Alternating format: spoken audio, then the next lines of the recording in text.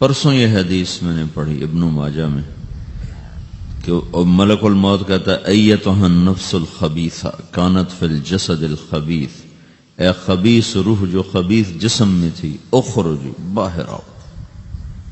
اب وہ واپس تو ہو نہیں سکتا، اپنے آپ کو روک تو سکتا نہیں، تو وہ حیران پریشان خوف زدہ، تو اس کے جواب میں اس کو ملک الموت کہتا ابشری ابشری بحمیم وغساق وآخر من شکلہ ازواج، تیار ہو جا خوفناک عذاب کے لیے اور کھولتے پانیوں کے لیے، کانٹے دار جھاڑیوں کے لیے اور بے شمار عذاب کی شکلوں کے لیے۔ تو اس کی روح کو جب کھینچتے ہیں تو رگ رگ سے وہ کٹ کٹ کے نکلتی ہے، تو سارا وجود زیر و زبر ہوتا ہے، سکرات کا درد ساری دنیا کے دردوں پر حاوی ہے۔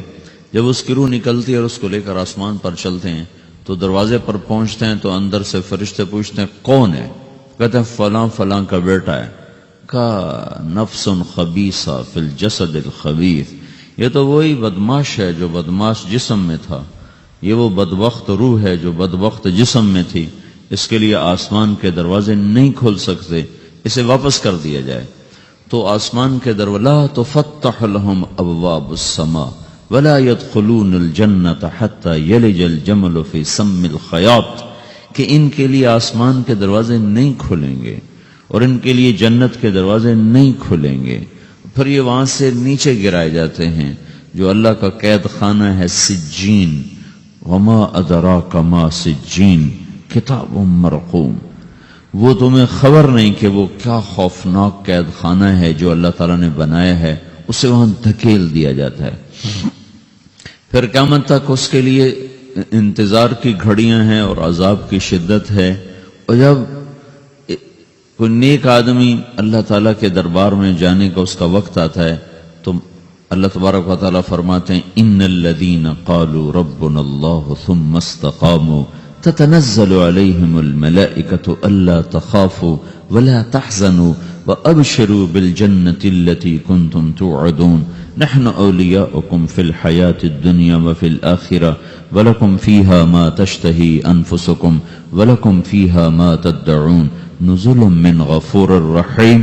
جب کوئی نیک مرد عورت کے جانے کا وقت آتا ہے تو اس کے لیے بھی فرشتے آتے ہیں اور آ کر اس کو خوشخبری دیتے ہیں اور آ کر اس کو تسلی دیتے ہیں کہ آپ غم نہ کریں، پیچھے والے بھی آپ کو مل جائیں گے، آپ خوف نہ کریں، آگے ساری منزلیں آپ کے لیے آسان ہیں، آپ کے لیے جنت بھی تیار ہے، رب بھی مہربان ہے۔ اور حدیث پاک میں آتا ہے کہ ملک الموت اور 4 فرشتے آتے ہیں، وہ 4 فرشتے اس کو سہلاتے ہیں، دباتے ہیں کہ موت کا درد اسے محسوس نہ ہو، اور ملک الموت فرماتے ہیں ایتھا النفس الحمیدہ کانت فی الجسد الحمید اخرجی، اے نیک روح جو نیک جسم میں تھی باہر آؤ۔ کیا کرو؟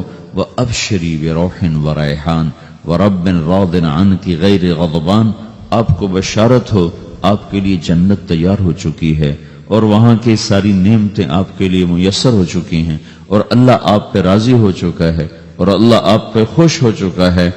اس پر اس کی روح کو نکالا جاتا ہے، پھر سارے فرشتے اس کو استقبال کے ساتھ جب آسمان پر لے جاتے ہیں تو اندر سے پوچھتے ہیں کون ہے؟ کہ فلاں فلاں کا بیٹا، فلاں فلاں کی بیٹی۔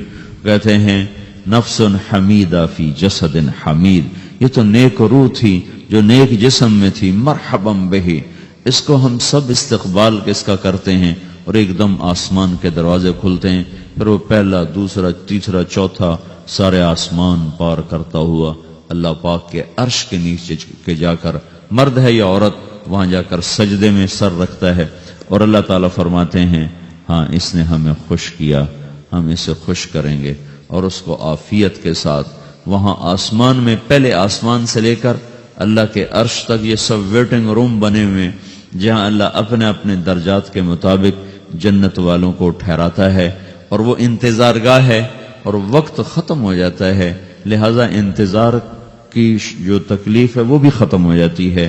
وقت ختم تو انتظار کا احساس ختم اور ٹائم کے گزرنے کا احساس ختم۔ تو جیسے اصحاب کہف کو اللہ نے غار میں داخل کر کے تو غار کے اندر سے وقت کو نکال کے باہر پھینک دیا، باہر 300 سال گزرے، اندر آدھا ہی دن گزرا تھا۔ وہ جب اٹھے ہیں تو وہ 25 برس کا نوجوان 325 سال کا ہو کے نہیں اٹھا، وہ 25 سال کی عمر میں اٹھا ہے۔ نہ ناخن بڑا ہے، نہ مونچھیں بڑی ہیں، نہ ان کی داڑیاں لمبی ہوئی ہیں، چونکہ تو زندہ تھے، مر نہیں گئے تھے۔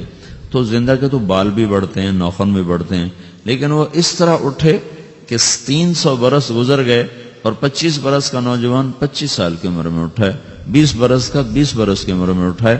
اور وہ کہنے لگے کم لبثنا، بھائی کتنا ٹھہرے ہیں؟ کہ یومن او بعض یومن، لگتا ہے کوئی دن آدھا دن ٹھہرے ہیں۔ وہ صحیح کہہ رہے تھے۔ باہر اللہ تعالیٰ نے وقت کی گھڑی کو چلائے رکھا اور اندر غار میں اس کو سوئچ آف کر دیا، نکال دیا کہ یہاں وقت کو داخل نہیں ہونے دیا۔ تو وقت کے گزرنے سے جو بھی اثرات مرتب ہوتے ہیں وہ ان پر مرتب نہیں ہوئے، تو وہ 20 آدھے دن کے بعد اٹھے ہیں۔ باہر 300 سال، اندر آدھا دن۔ یہی کچھ اللہ تبارک و تعالیٰ برزخ میں کر دیتا ہے، وقت کو ختم کر دیتا ہے، گزرنے کا احساس نہیں ہوتا ہے۔ تو اس طرح میرے عزیزو، یہ دو موتیں ہر انسان دیکھتا ہے، یا وہ جنت کے فرشتوں کا استقبال دیکھتا ہے یا جہنم کے فرشتوں کی مار اور پٹائی کو سہتا ہے۔ رابعہ بصری رحمت اللہ علیہ کا انتقال ہونے لگا تو انہوں نے رات کو فوت ہوئی، تو انہوں نے اپنی خادمہ کو بلا کے فرمایا کہ کسی کو بتانا نہیں، جب میں مر جاؤں تو پڑوس میں 2-4 کو بلا کر نا میرا جنازہ پڑھوا دینا، اور جس کرتے میں تہجد پڑھتی تھی وہی میرا کفن بنا دینا، اور صبح بے شک لوگوں کو بتا دینا، میرے مرنے کے بعد میری میت کو رکھنا نہیں، فوراً دبا دینا۔ تو جب ان کا انتقال ہوا تو انہوں نے پڑوس کے 2-4-10-20 آدمی بلائے اور ان کو تدفین تجہیز سب کچھ ہو گئی۔ صبح شور مچا کہ وہ رابعہ بصری کا انتقال ہو گیا۔ تو اگلے دن وہ خواب میں اس خادمہ کو ملی اور کہا بیٹی تیری بڑی مہربانی، تو نے میری وصیت کے مطابق عمل کیا۔ اس نے دیکھا کہ انہوں نے ایک خوبصورت سبز لباس پہنا ہوا ہے، تو وہ فرمانے لگی، انہوں نے سوال کیا کہ آپ کے ساتھ قبر میں کیا ہوا؟ تو وہ کہنے لگی کہ میرے پاس منکر نکیر آئے تھے اور مجھ سے کہنے لگے من رب کی، تیرا رب کون ہے؟ تو میں نے کہا سبحان اللہ، 40 برس جس کو میں نہ بھلا سکی اس کو 4 ہاتھ زمین میں آ کے میں بھول جاؤں گی۔ ان کا 42 برس کی عمر میں انتقال ہوا تھا۔ تو وہ کہنے لگے سبحان اللہ، جس کو میں 40 برس نہ بھولا سکی میں اسے 4 ہاتھ زمین کے اندر آ کے بھول جاؤں گی۔ تو منکر نکیر کہنے لگے اس کا کیا حساب لینا؟ پھر انہوں نے پوچھا کہ وہ آپ کا وہ کرتا کہاں گیا تہجد والا جس میں آپ کو کفن دیا تھا؟ کہا وہ اللہ نے مجھ سے لے لیا ہے اور میرے اعمال کے خزانے میں رکھ دیا ہے، قیامت کے دن میرا وہ کرتا بھی میرے ترازو میں تولا جائے گا، اور مجھے یہ لباس پہنایا ہے جو جنت کا لباس ہے۔ یہ بھی ایک موت ہے۔ اس طرح بھی لوگ مرتے ہیں۔ اور دوسری بھی ایک موت ہے، ہمارے علاقے کی بتا رہا ہوں، اپنے علاقے کی۔ ایک زمیندار مر گیا، اس کی قبر کھودی، ساری بچھوؤں سے بھری ہوئی، ایسے جیسے چیونٹیاں پھر رہی ہوتی، تو انہیں وہ بند کر کے دوسری کھودی، ساری بچھوؤں سے بھری ہوئی، پھر وہ بند کر کے تیسری کھودی، ساری بچھوؤں سے بھری ہوئی۔ قبرستان میں اتنے بچھو کہاں سے آ گئے؟ یہ زمین کے بچھو نہیں ہیں، یہ آخرت کی بلائیں ہیں جس کے ساتھ اب اس سے قیامت تک رہنا ہے اور گزارا کرنا ہے۔ تو یہ 2 طرح کی موتیں روزانہ لوگ مرتے ہیں، روزانہ لوگ مرتے ہیں۔ جب نماز کا وقت ہوتا ہے ملک الموت ساری دنیا کا چکر لگاتا ہے اور دیکھتا ہے کون پڑھ رہا ہے کون نہیں پڑھ رہا، کون پڑھ رہا ہے کون نہیں پڑھ رہا۔ جو نماز کی پابندی کرتا ہے اس کی موت آسانی سے ہوتی، جو نماز میں غفلت کرتا ہے اس کے ساتھ موت کے وقت شدت اور سختی اختیار کی جاتی۔ تو بھائیو، یہ ایک جسم ہے، ایک روح ہے۔ روح باقی رہنے والی چیز ہے، جسم مٹ جاتا ہے، پھر اللہ سے قیامت کے دن نیا جسم عطا فرمائے گا، ایک نیا جسم دیا جائے گا۔ روح وہی ہے جو اللہ کے خزانوں میں جمع ہو جاتی ہے۔ نافرمان کی سیاہ کالی روح ہوتی ہے، فرما بردار کی روشن چمکدار روح ہوتی ہے۔ تو اللہ نے کچھ تقاضے جسم کے رکھے ہیں اور کچھ روح کے رکھے ہیں۔ جسم کے تقاضے پورے نہ کرو تو یہ پریشان ہو جاتا ہے، روح کے تقاضے پورے نہ کرو تو یہ پریشان ہو جاتی۔ روح کی پریشانی جسم سے زیادہ ہے، چونکہ روح کی طاقت جسم سے زیادہ ہے۔ جسم مٹی سے بنا ہے، اس کی غذا بھی مٹی سے نکلتی ہے۔ روح آسمان سے ہے، اس کی غذا بھی آسمان سے ہے۔ روح کا تعلق جب تک اللہ سے نہیں جڑتا، اس بھوک اور پیاس لگتی رہتی ہے. جسم کو جب تک روٹی اور پانی نہ ملے یہ تڑپتا اور پریشان رہتا ہے. جیسے اللہ تعالیٰ نے ہمارے جسم میں روٹی اور پانی کی طلب کو بے ساختہ رکھ دیا ہے. میں بیان کے دوران بھی پانی پی رہا ہوں، آپ دیکھ رہے ہیں کہ مجھے میرا حلق سوکھ جاتا ہے، مجھے طلب محسوس ہوتی ہے پانی، حلق سوکھتا ہے پانی کی طرف بھاگتے ہیں، بھوک لگتی ہم روٹی کی طرف بھاگتے ہیں. یہ ایک ایسا اندر میں آٹومیٹک سسٹم ہے کہ ہم اس کو آف نہیں کر سکتے. یہ سوتے سوتے بھی بھوک کی وجہ سے آنکھ کھل جاتی، سوتے سوتے پیاس کی وجہ سے آنکھ کھل جاتی ہے. یہ ایسا خود اللہ تعالیٰ نے ساختہ نظام بنایا ہے کہ آپ اپنے جسم میں روٹی اور پانی کی طلب کو نہیں نکال سکتے. میرے عزیزو، ٹھیک اسی طرح اللہ نے انسانی روح میں اپنی طلب رکھ دی ہے اور اپنے رسول کی طلب رکھ دی ہے. یہ دو طلب ایسی ہیں کہ یہ آپ کے جسم روح سے نکل نہیں سکتی. جیسے بھوکا روٹی نہ کھا لے، پیاسا پانی نہ پی لے، اسے چین نہیں آ سکتا. وہ روح جو اللہ اور اس کے رسول سے نہ آشنا ہے، جب تک وہ وہاں تک پہنچ نہیں جاتی اسے چین نہیں آ سکتا، اس کا اندر پریشان رہے گا. 1997 میں جب جنید جمشید سے میری پہلی ملاقات ہوئی تو اس نے مجھ سے یہ سوال کیا کہ مولوی صاحب، ایک پاکستانی نوجوان جس گلیمر کو خوابوں میں دیکھتا ہے، وہ گلیمر تو مجھے زندگی میں ویسے ہی حاصل ہے. میرے چاروں طرف زندگی کا رقص ہے اور میری زندگی کی ہر خواہش، ہر تمنا پوری ہے. اس کے باوجود میرے اندر اندھیرا ہے، میرے اندر خلا ہے.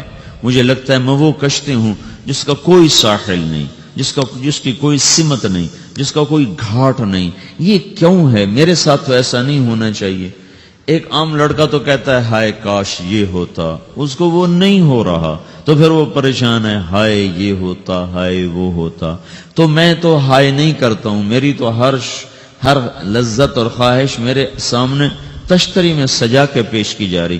میں کیوں ایسا کر رہا ہوں؟ میں ہائے ہائے کیوں کر رہا ہوں؟ میرا اندر ویران کیوں ہے؟ میرے اندر میں خلا کیوں ہے؟ یہ وہی خلا ہے کہ وہ روح کی پیاس کو شراب میں بجھانا چاہتا ہے، وہ روح کی پیاس کو لڑکی میں بجھانا چاہتا ہے، وہ روح کی پیاس کو موسیقی سے بجھانا چاہتا ہے، وہ روح کی پیاس کو دنیا کی رعنائیوں میں 5 اسٹار ہوٹلوں سے بجھانا چاہتا ہے.